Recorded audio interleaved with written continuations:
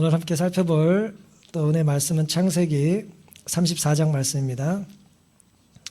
함께 창세기 44장 34절 함께 살펴보시기 바랍니다. 제가 먼저 봉독하겠습니다. 내가 어찌 아이와 함께하지 아니하고 내 아비에게로 올라갈 수 있으리까? 두렵건대 재해가 내 아비에게 미침을 보리이다. 여기 지금 누가 말하는지 누구한테 말하는지가 명확히 기록되어 있지는 않지만 저희는 성경의 이야기를 잘 알고 있기 때문에 전후 상황을 또 이해를 하고 있기 때문에 이 말의 화자와 또 청자가 누군지를 알 수 있습니다. 이 본문은 야곱의 12 아들의 이야기입니다. 야곱에게 아들이 몇 명 있었죠? 12명이 있었습니다. 딸은 몇 명 있었습니까? 막 얘기하지 마세요. 한 명 있었습니다. 12 아들과 한 명의 딸이 있었습니다. 아내가 둘이고 첩가지에서 네 명의 여인을 데리고 살았는데 얼마나 힘들었겠어요. 그렇죠? 본인의 뜻은 아니었지만 어떻게 삼촌한테 속임 당하고 또 이래저래 부인들의 질투에 하다 보니 이제 4명의 여자와 함께 살게 됐습니다. 그런데 12 아들들이 아버지의 사랑을 동일하게 다 받지를 못했죠. 누구를 특별히 야곱이 사랑했습니까? 자기가 너무나 사랑했던 여자, 이제 아들 요셉을 이제 특별히 사랑을 했습니다. 속으로 사랑하면 좋은데 겉으로 이제 티를 냈어요. 그래서 더 예쁜 옷을 사주고 이제 그렇게 했습니다. 그러다 보니까 형들이 요셉을 질투했어요. 질투를 하게 되면 결국 어떻게 됩니까? 질투하는 대상을 죽여야 돼요. 흉내내지도 마시고 상상도 하지 마세요. 질투하는 대상은 이 세상에서 사라져야 됩니다. 백설공주 얘기 똑같아요. 내가 제일 예뻐야 돼. 사라져야 되는 것입니다. 그래서 17살 됐던 요셉이 아버지의 심부름으로 도단에 있는 형들 찾아왔잖아요. 근데 멀리 동생이 오는 걸 보고 뭐 하자고 계획을 세워요? 저놈 저 꿈꾸는 놈 저거 꿈 이루지 못하게 죽여버려야겠다 생각을 합니다. 그러다가 이제 결국 죽지 않고 애굽으로 이제 팔려가죠. 17살에 팔려가가지고 하나님의 특별하신 섭리로 이제 애굽의 이제 총리가 됩니다. 그때 나이를 창세기 41장 46절에는 서른이라고 말을 해요. 그러니까 신분이 바뀌는데 몇 년 걸렸어요? 한 13년 걸렸어요. 그러니까 여러분이 13년 열심히 사시면 외국 가서도 성공할 수 있습니다. 13년 정말 끔찍한 세월을 보냈는데 하나님께서 그를 사용하시려고 이제 애굽의 총리로 세워 주셨죠. 극심한 이제 흉년이 있기 전에 놀라운 7년간의 풍년이 있을 것에 대한 예언을 했고 그 예언이 결국 그를 총리에 오르게 했습니다. 근데 애굽의 기근이 들었던 2년 때쯤, 1년 2년쯤 됐을 때에 야곱에게도 이제 먹을 것이 다 떨어지게 됐어요. 그래서 애굽에 가면 먹을 것이 많다는 소문을 듣고 야곱의 아들들을 뭐 합니까? 이제 그곳에 가서 먹을 것 좀 구해오라고 보내게 되죠. 딱 보니까 요셉이 보니까 누구예요? 한 20년 지나고 나서 만났는데도 알아봐요? 못 알아봐요? 당연히 알아보죠. 하지만 자신의 신분을 속이고 요셉이 이제 연극을 꾸미잖아요. 그래서 이제 시몬 하나 잡아두고 이제 갔다 올 때는 누굴 데려와라? 네 동생 있다고 그랬으니까 동생 데려와라. 이제 그렇게 이야기를 해서 보냅니다. 근데 아무리 음식을 아껴 먹어도 이제 생산되는 건 없고 소비만 하니까 결국 어떻게 됩니까? 먹을 것이 다 떨어지게 됐어요. 그런데 아버지 야곱은 베냐민까지는 보낼 수가 없었어요. 왜요? 정말 사랑했던 요셉이 죽었다고 믿고 있는데 지금 특별히 사랑하는 막둥이 베냐민까지 보내서 죽게 되면 어떻게 되겠어요? 그래서 이제 차일피일 계속 미뤘습니다. 미룬다고 해결되질 않아요. 이제 미룬다고 무슨 하늘에서 만나가 내리는 것도 아니고 아픈 몸이 낫는 것도 아니에요. 그래서 어쩔 수 없이 유다가 이때부터 이제 4번째 아들이었는데요. 이 네 번째 아들 유다가 이제 장남 역할을 합니다. 그래서 아버지를 설득을 하죠. 베냐민이 가야 우리가 삽니다. 베냐민을 데려오라고 했습니다. 베냐민 데리고 가지 않으면 우리에게 먹을 것을 주지 않을 거라고 했습니다. 어쩔 수 없이 이제 아버지 야곱이 유다의 말을 듣고, 그것이 합리적이니까 이제 울면서 막둥이를 함께 애굽으로 보냅니다. 이것이 이제 본문의 배경이 되겠습니다.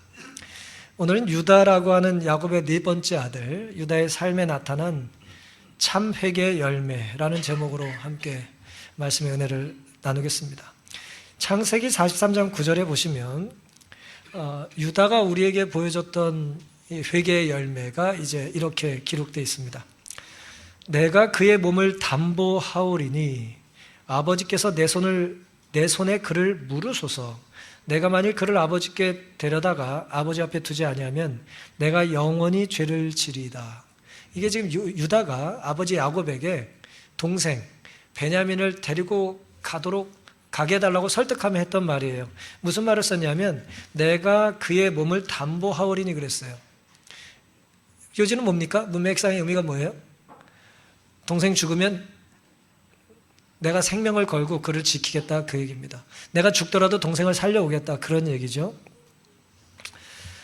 44장, 창세기 44장 18절부터 보시면 유다가 그에게 가까이 가서 가로되 내 주여, 여기서 얘기하는 내 주는 이제 요셉입니다. 요셉 앞에서 청컨대 종으로 내 주의 귀에 한 말씀을 고하게 하소서. 주의 종에게 노하지 마옵소서. 22절, 우리가 내 주께 말씀하기를 그 아이는 아비를 떠나지 못할지니, 베냐민은 야곱을 떠날 수 없다는 얘기예요. 떠나면 아비가 어떻게 될 거라고요? 죽겠나이다. 아비의 생명과 아이의 생명이 서로 뭐 했다고요? 붙어 있다는 거예요. 예. 뭐 심장도 아니고 하여튼 이렇게 붙어 있어요. 이제 내가 주의 종 우리 아비에게 돌아갈 때에 아이가 우리와 함께 하지 아니하면 아비가 아이의 없음을 보고 죽으리니, 주의 종이 이같이 되면 종들이 주의 종 우리 아비의 흰 머리로 슬피 음부로 내려가게 함이니이다. 주의 종이 내 아비에게 아이를 담보하기를 내가 이를 아버지께 데리고 돌아오지 아니하면 영영이 아버지께 죄를 지리이다 하였사오니, 내가 이 동생을 데리러 올 때 아버지에게 약속한 게 있다는 거예요.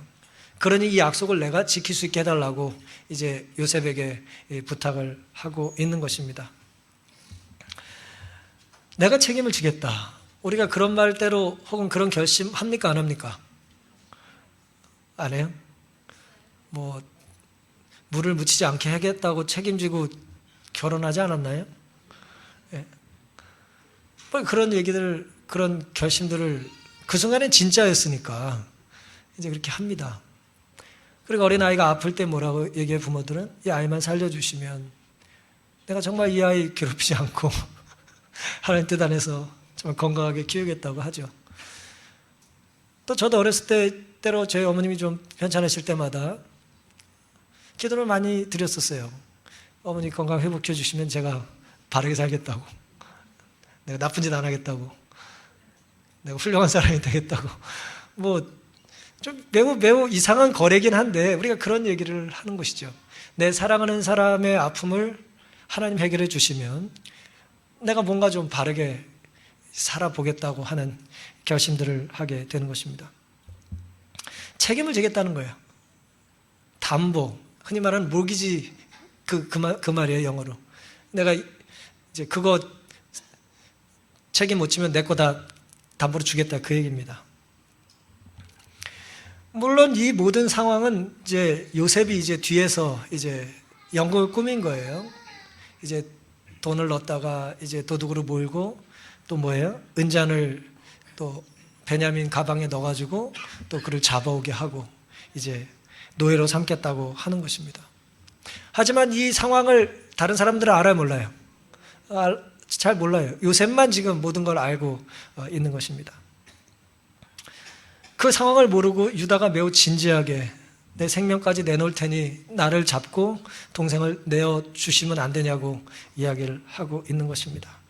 약속을 지키기 위해서, 책임을 지기 위해서 그는 죽을 각오를 하고 있습니다. 이런 용기가 어디서 났을까요? 이런 용기가 어디서 났을까요?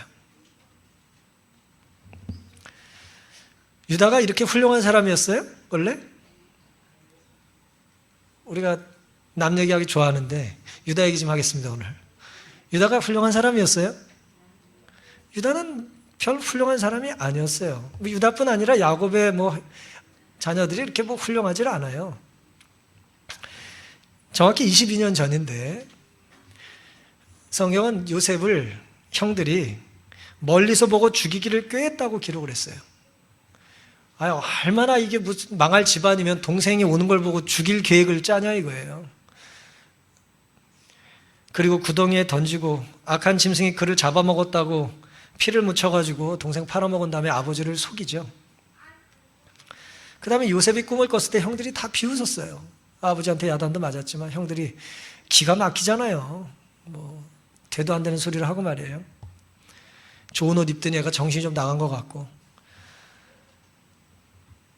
물론 그 와중에 유다가 좀 이제 그 다른 형제들과 좀 다른 모습을 보이긴 해요. 이제 이제 르우벤과 유다가 어쨌든 그러니까 요셉을 좀 살리기 위해서 애를 쓰죠. 창세기 31장에 오시면 26절부터 우리가 우리 동생을 죽이고 그의 피를 은닉한들 무엇이 유익하겠냐. 그를 이스마엘 사람에게 팔고 우리 손을 그에게 대지 말자. 그는 우리 동생이요 우리 골육이다 그랬습니다. 약간 정신 나간 사람들 틈에서 덜 정신이 나갔어요. 하지만 그렇게 대단히 훌륭하지는 않습니다. 왜요? 결국 뭐 하자고 그랬으니까? 결국 죽이나 그 꼴 안 보나 똑같은 거 아니냐. 그러니까 합리적인 제안을 하긴 했지만 유다의 제안이 그렇게 칭찬받을 만한 일은 아니에요. 예. 워낙 주변에 나쁜 놈들이 많다 보니까 좀 덜 나쁜 것처럼 보이는 거지 다 나쁜 놈이에요. 죽이자는 놈이나 죽이는 거나 팔아먹고 돈이나 챙기잖아. 뭐가 다르겠어요. 사랑하는 성도 여러분, 형제들과 악을 도모했고 오랜 세월 아버지를 속였어요. 동생이 죽었다고 거짓으로 우는 신용을 많이 했겠죠. 누굴 닮아 그럴까요? 탐킨 누굴 닮아? 아버지를 닮아가지고 연기를 하는 거죠. 연기를 해서 아버지를 20년 넘게 속인 거예요. 우리 동생 죽었다고. 죽은 기일 또 가짜로 만들어가지고 또 눈물을 흘리는 신용을 했을지 누가 알겠습니까? 그런 유다가 전혀 다른 사람이 됐습니다. 한 20년 지나니까 다른 사람이 됐어요. 야곱의 형편만, 요셉의 형편만 13년 만에 바뀐 것이 아니라 요셉의 형들 중에 특별히 유다의 모습이 변했습니다.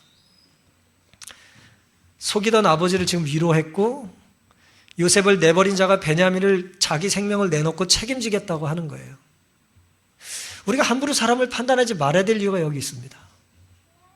과거에 어떤 특별한 사건 혹은 특별한 이야기, 나와 엮인 것을 가지고 그 사람을 평생 똑같은 관점으로 판단하지 마셔야 돼요. 왜냐하면 그 사람의 살아온 세월 속에 성령의 역사로 변화됐을 수도 있기 때문입니다. 하나님은 판단하지 말라고 하신 말씀을 그냥 하신 것이 아니에요. 우리는 몰라요. 성령의 은밀한 개개인의 역사와 그 역사에 대한 개인의 반응을 우리는 알 길이 없어요. 다리 꼬고 앉아가지고 딴짓하는 것 같아도 쟤들 귀에 뭐가 들어간단 말이에요. 지금 우리 아이들 모르는 거예요. 누가 알겠습니까? 너무 집에서 야단치지 마세요. 아버지에게 했던 약속을 지키게 해달라는 간구를 했어요. 청컨대 주의 종으로 아이를 대신하여 있어서 주의 종이 되게, 내가 머슴이 되고 내가 노예가 되게 해달라고 간구를 한 것입니다. 감동적인가요? 감동적이죠. 얼마나 놀라운 이야기입니까? 유다가 뭐 했어요? 변했어요. 아무리 큰 죄를 지었어도 하나님의 은혜가 임하면 사람은 뭐 할 수 있다? 변할 수 있습니다.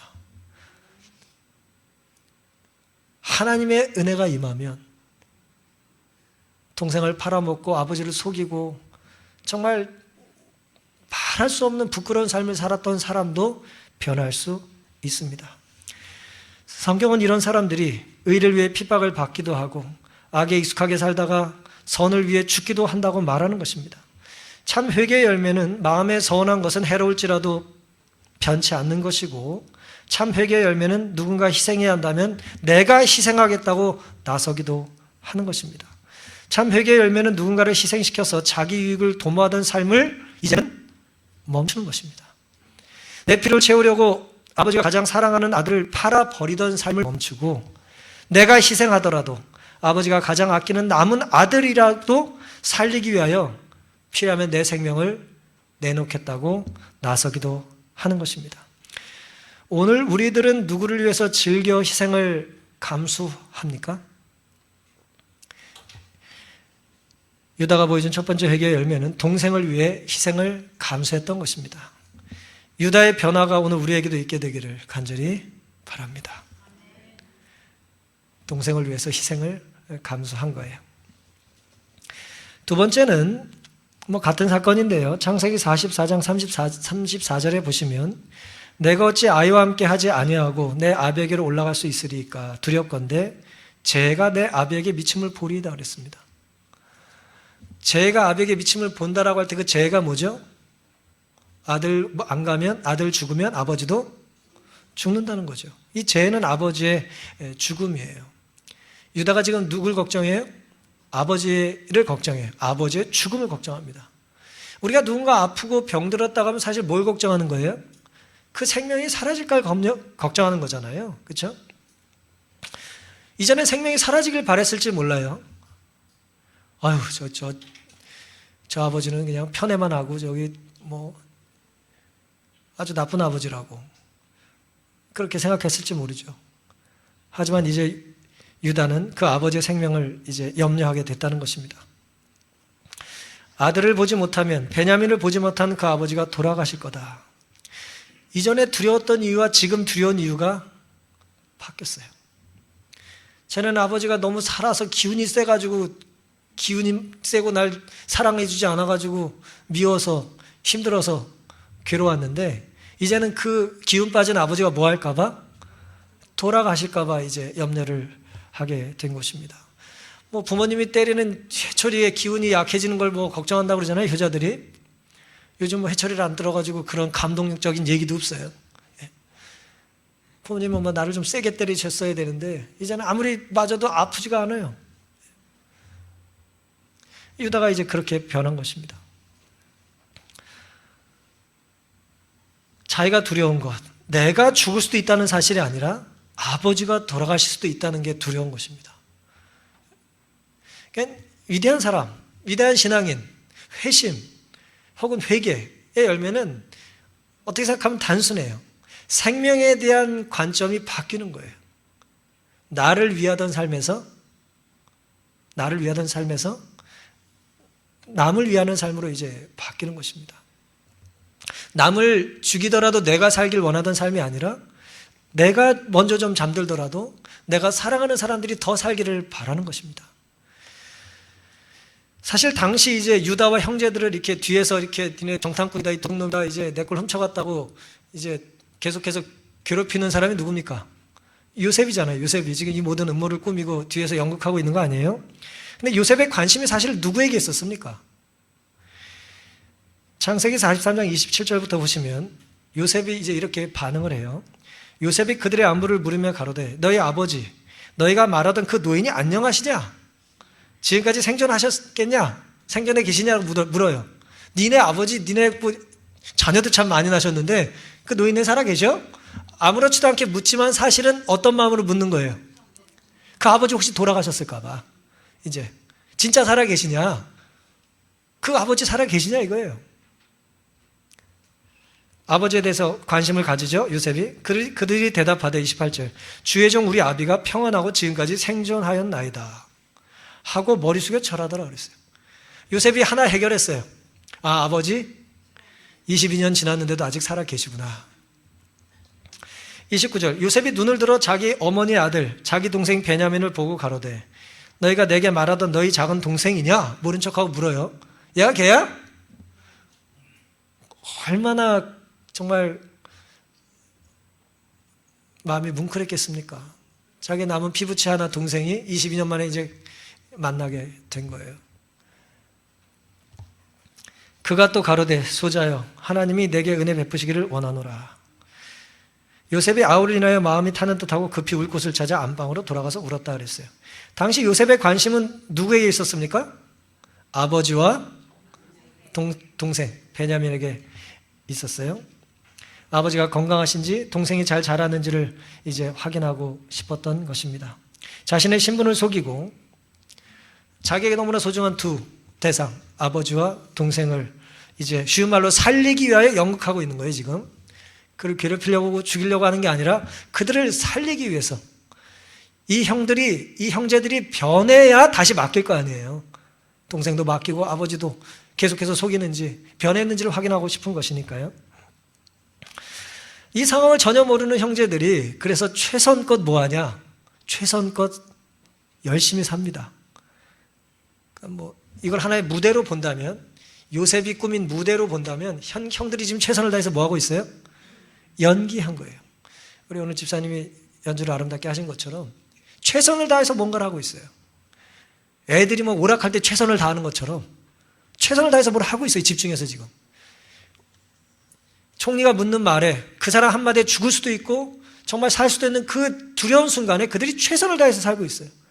지금까지 자기들이 잘못 살았던 걸 회개하고 또 지금 이런 상황이 우리가 잘못 살았던 것에 대한 벌이라고 하는 두려움도 갖고, 하지만 이 상황에서 내가 할 수 있는 최선을 다해서 지금 설득하고 설명하고 변호하고 있는 것입니다. 특별히 유다가 이 무대의 주연처럼 되는 거예요. 감독은 누구고? 감독은 요셉이고, 거기 갑자기 주인공이 유다가 돼가지고 지금 막 열심히 연기를 하고 있는 것입니다. 아마도 이 연극의 제목은 요셉 아들들 이야기가 될지 모르겠어요. 대본, 연출, 감독 다 요셉이야. 형들은 그냥 그 연기를 하고 있습니다. 근데 그 연기야말로 말 그대로 그들이 어떤 사람인지를 이제 보여주는 것입니다.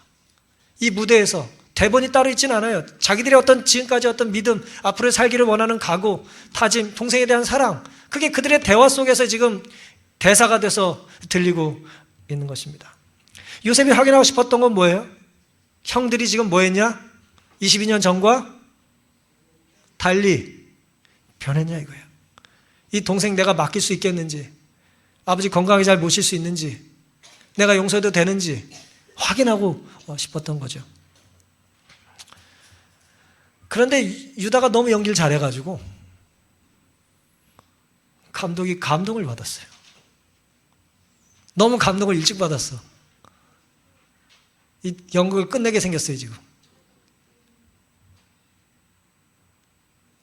유다가 막 울면서, 주지도 않은 대본인데 막 울면서 막 내가 대신 죽을 테니 동생이 살려달라고. 요셉이 22년 전에 팔려가면서 형들이 얼마나 살려달라고 눈물을 흘리면서 부탁했겠어요. 그때 그렇게 듣기를 원했던 이야기를 지금 유다가 하고 있는 거예요. 내가 대신 노예가 될 테니 동생 좀 살려달라고 말을 하는 것입니다. 요셉이 그 말을 듣고 행복했을까요? 열린 입이라고 잘 떠든구나 그랬겠어요? 얼마나 행복했겠습니까? 자기 생명보다 동생과 아버지의 생명을 더 중요하게 여기고 있잖아요, 지금. 아버지의 생명을 염려하고 동생을 위해서 희생하겠다는 거잖아요. 이제 더 이상 자기가 이 연극을 이제 지속할 이유가 있어요, 없어요? 없습니다. 근데 우리는 여기서 좀 더 큰 그림을 볼 필요가 있습니다. 사실 이 모든 걸 마음대로 주관하는 존재가 요셉이지만, 뒤에서 사람들 시켜가지고 정탐꾼으로 몰아가게 하고 도둑놈으로 몰아가게 하고 그들이 어떤 존재인지를 알아내려고 하는 그런 정말 감독처럼 작가처럼 이 극을 마음대로 조장하고 있는 것 같지만, 사실은 요셉 역시 하나님께서 우리에게 맡겨주신 이 인생과 신앙과 삶이라고 하는 무대에 어떻게 보면 배우 같은 사람에 불과해요. 요셉은 이렇게 고백을 합니다. 창세기 45장 5절에 당신들이 나를 이곳에 팔았으므로 근심하지 마소서, 한탄하지 마소서. 하나님이 생명을 구원하시려고 나를 당신들 앞서 보내셨다 그랬어요. 그러니까 온 우주를 주관하시는 하나님께서 사실 오늘 우리의 삶의 무대를 뭐 하고 계신 거예요? 연출하시고 감독이 되셔서 이제 기획하고 이제 계신 것입니다. 요셉은 그걸 알았어요. 내가 내 마음대로 형들을 좌우할 수 없다는 걸 요셉이 알았어요. 사실 내가 여기 온 건 누구 때문이라고요? 하나님이 보내셔서 왔다는 거예요. 하나님 날 보내셔서 왔으니 너무 죄책감 갖지 말고 당신이 아무리 날 팔아먹으려고 해도 하나님 허락하지 않았으면 그런 일이 일어나지 않다는 걸 요셉이 알았다는 거예요. 요셉의 위대함은 자신이 총리가 됐음에도 불구하고 하나님의 손에 여전히 사용되는 도구라고 하는 것을 과감하게 그 순간에 형들 앞에 고백한 것입니다. 그러니 지금 요셉이 하는 용서는 자기의 감정에 기초한 것이 아닙니다. 22년쯤 되면 용서할 때도 됐지가 아니에요. 뭐 22년 지나면 더 미워져, 사람이. 안 그렇습니까? 사람이 미워한 걸 생각하면요, 이게 증폭이 돼요. 가지고 요만큼 사건이 이만해집니다. 별거 아닌 것이 원수가 되잖아요. 그것도 뭐예요? 누구를 기억해라. 아버지 원수를 갚아라. 뭐 또 죽으면서 또 그렇게 유언을 해. 그 역사의 교훈이에요. 그런 일이 한두 번이 아닙니다. 그래서 제국이 흥하기도 하고 망하기도 해요. 한 시족이 망하기도 하고 흥하기도 합니다. 별거 아닌 문제로 원수가 되고 집안의 싸움이 되고 시족끼리 뭐 민족끼리 그러고 싸우잖아요. 그러니 요셉이 22년 지났으니까 용서하는 게 그건 절대 우리의 경험과 맞질 않아요. 요셉은 자기 감정에 기초해서 용서한 게 아닙니다. 하나님의 섭리라는 것을 요셉이 인정한 거예요. 내가 이곳에 온 것도, 내가 주제넘게 이 높은 자리에 앉는 것도, 형들이 이런 변한 모습도 하나님께서 우리를 인도해 주셨다는 것을 이제 인정한 겁니다. 박수를 자기가 받은 게 아니에요. 누구한테 영광을 돌린 거예요? 하나님께 영광을 돌린 것입니다. 용서든 사랑이든 희생이든 헌신이든 하나님의 눈으로 바라봐야 가능한 겁니다. 내 눈으로는, 내 입장에서는 해결이 안 돼요. 뭐 얼마나 자주 우리가 그걸 경험합니까? 해결해 보려고 얘기하러 갔다가 더 큰 숙제를 안고 돌아올 때가 한두 번입니까? 예? 먼저 문제를 풀어보겠다고 시작했다가 그 다음날 싸움 더 커지고 말이에요. 인간의 생각 가지고 되질 않습니다. 하나님의 마음과 하나님의 눈으로만 해결할 수 있어요. 그러니 내 삶을 좀 더 힘센 사람에게 맡기는 삶을 멈춰야 돼요, 우리는. 뭔가 내가 좀 의지하면 좋을 것 같은 힘센 사람에게 맡기는 삶을 멈추고 나의 모든 문제를 하나님께 맡기기를 결심하는 이 시간 되기를 간절히 바랍니다. 유다가 보여준 참 회개의 열매라는 것은 지금 살펴본 것처럼 동생을 위해서 희생했고 아버지의 생명을 염려했다는 거예요. 근데 아까 우리가 살펴본 것처럼 아버지와 동생을 누가 염려했어요? 요셉이 염려했었잖아요. 그러니까 유다의 모습은 지금 요셉처럼 변한 거예요. 그러니까 회개하고 변화된 사람의 특징이 비슷해요. 아버지는 노인이고 동생은 아무래도 뭐 청년이긴 하지만 약하잖아요. 우린 뭐라고 불러요, 그런 분들을? 노약자잖아요, 노약자. 예? 유약하고 노약 어른들 말이에요. 이게 무슨 지하철에서만 우대받으면 안 됩니다. 내가 지금 어떻게 보면 복수할 수 있는 기회인데 뭐 그렇잖아요. 복수할 수 있는 기회를 접고 내가 그때도 사랑을 베풀었는데 못해서 실수를 하고 죄를 졌는데 이제야말로 이 기회를 사용해서 내가 사랑을 베풀고 내가 받은 은혜를 가지고 내가 그들을 섬길 수 있는 계기로 삼아야겠다는 다짐을 했다는 것이 귀한 것입니다. 그렇다고 유다가 완전합니까? 유다는 절대 완전한 사람이 아니에요. 이미 우리가 살펴봤죠? 유다는 완전하지 않아요. 저는 성경을 읽으면서 좀 제발 없었으면 좋겠다 싶은 내용이 하나 있는데 창세기 38장이에요. 이 주인공이 또 유다입니다. 유다가 어떤 사람이냐? 나쁜 사람이에요. 며느리와 관계를 가져서 애를 낳아요. 쌍둥이를 낳습니다. 물론 뭐 모르긴 했죠. 뭐 모르고 했어도 뭐 창년 줄 알고 잠을 잤다고 성경에 나와 있으니까. 유다가 뭐 아들 며느리에게 또 잘해주질 않았어요. 그래서 며느리가 이제 쉬운 말로 며느리의 복수를 한 거거든요. 그러니까 며느리와의 사이에 태어나서 쌍둥이를 낳아요. 시기심과 질투심과 정욕에 쉽게 넘어졌던 사람이에요. 며느리와의 부정한 관계에서 특별히 베레스라고 하는 쌍둥이를 낳습니다. 근데 참 감당하기 힘든 건 뭐냐? 창세기 38장 30절에 또 룻기서 4장 18절부터 보시면 이때 태어난 베레스가 다윗의 조상이 되죠. 보아스라는 사람의 조상이 됩니다. 다윗의 조상이라는 얘기는 뭡니까? 메시아가 태어난 지파의 이제 계보를 잇는다는 얘기예요. 유다 지파의 사자로 예수님이 오셨잖아요. 도저히 수긍하기엔 너무나 이제 그 황당한 사건인 거죠. 유다라는 사람을 우리가 좀 받아들인다고 할 때 이 사람의 어떤 이런 모습은 매우 고통스럽게 느껴지는 거예요. 사랑하는 성도 여러분,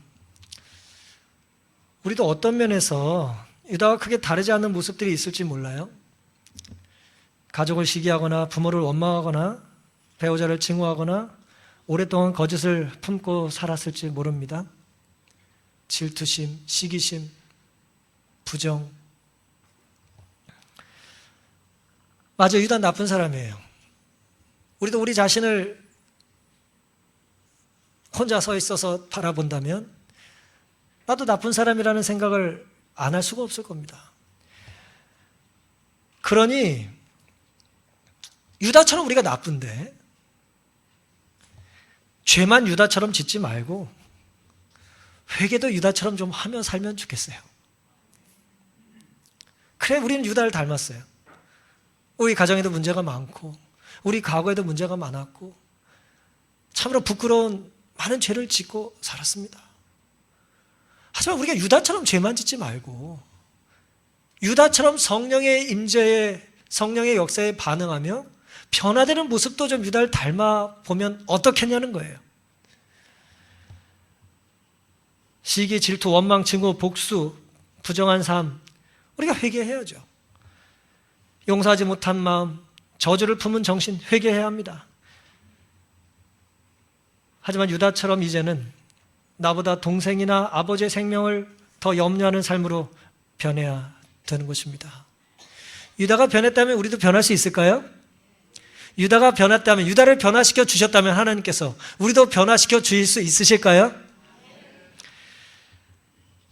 내게 준 대접을 불평하며 살기가 쉬워요. 해준 게 뭐 있냐고. 당신이 나한테, 부모님이 나한테, 니들이 나한테 해준 게 뭐 있냐고.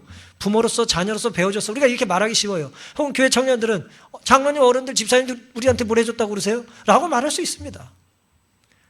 일리가 있는 말일 수도 있어요. 우린 또 어른 입장에서 뭐라고 말해요? 니들이 교회에서 한 게 뭐 있냐? 예? 밥이나 먹고 말이야, 사고나 치고 말이야. 돈이나 쓰고. 얼마든지 그렇게 말할 수 있습니다, 우리가. 자기 입장에서 그럴 수 있어요. 하지만 내가 받은 대접을 불평하는 대신에 하나님께서 나에게 무슨 선물을 주셨는지를 생각해야 됩니다. 내가 누군가에게 무엇인가 베풀 수 있다면 그것은 사실은 내 것이 아니잖아요. 누가 주신 겁니까? 하나님이 주신 겁니다.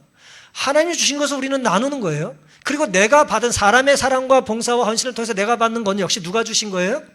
하나님이 주신 거예요. 그러니 우리는 이중에 감사를 하고 살아야 돼요. 원래 주신 하나님과 순종하는 사람들, 심부름하는 사람들에게도 감사를 해야 됩니다.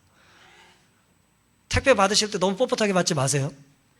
아유, 더운데 감사합니다. 날라주셔서. 그런 마음으로 받으시기를 바랍니다. 우리는 감사를 이중으로 하고 살아야 돼요. 이중으로. 하나님께 감사하고 하나님의 마음, 하나님께 순종하는 사람들에게 감사하며 살아야 돼요. 그러지 않으면 우리 안에는 문제가 해결되지 않습니다. 할 말만 많아요. 22년 전에 당신 나한테 뭐 했냐고 말이야. 30년 전에 왜 옷감을 나는 안 줬냐고 말이야. 그러고 살다가 원수처럼 살다 죽는 거예요. 얼마나 불행하냐는 것입니다. 내가 더 없음을 통탄 말고 내게 여전히 나눌 수 있는 것을 허락하신 하나님을 찬양하며 살 수 있게 되기를 바랍니다. 제발 고집을 꺾고 몸에 힘을 빼야 돼요. 주중에 제가 좀 피곤하다 그럴 때 어떤 분이 막 마사지 해주겠다고 발로 좀 밟아주셔가지고 제가 좀 피곤이 좀 풀렸는데 계속 그러더라고요. 힘을 빼래 저보고. 더 아프게 하려고 그래요? 저를 낫게 해주기 위한 거잖아요. 우리 몸의 피곤을 힘을 빼야 마사지 해줄 거나 뭐 할 때 효과가 더 큰 것처럼 우리가 좀 우리 고집이라고 하는, 아집이라고 하는, 욕심이라고 하는 힘을 좀 빼야 하나님께서 우리를 사용하실 수 있지 않겠습니까? 입술의 근육을 하나님께서 힘을 좀 빼줘야지 반응을 잘 하실 것 같아요. 우리가 참 익숙한 대로 살기 때문에 이 익숙한 걸 극복하려면 치열한 노력이 필요한 것입니다.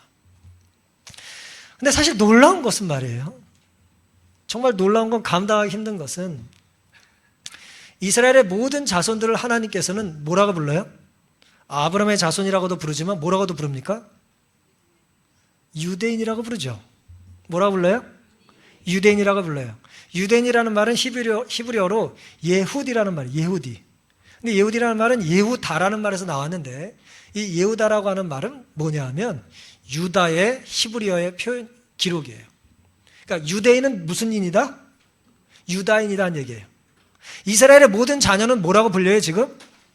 유대인으로 불리죠. 그 유대인은 어디서 나왔다고요? 유다에서 나온 거예요. 뭐 다 아는 얘기 뭘 이렇게 힘있게 하냐고요?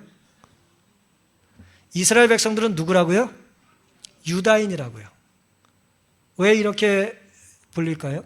성경은 여러 번 그렇게 말해요. 스가랴 8장 23절에 만군의 여호와가 말하노라, 그날에는 방언이 모든 열국 백성 10명이 유다 사람 하나의 옷자락을 잡을 것이다. 이스라엘 사람과 유다를 같은 사람으로 취급해요. 다니엘 3장 8절, 그때 모든 갈대아 사람들이 나와 유다 사람을 참소하니라. 이스라엘을 유다로 지칭합니다.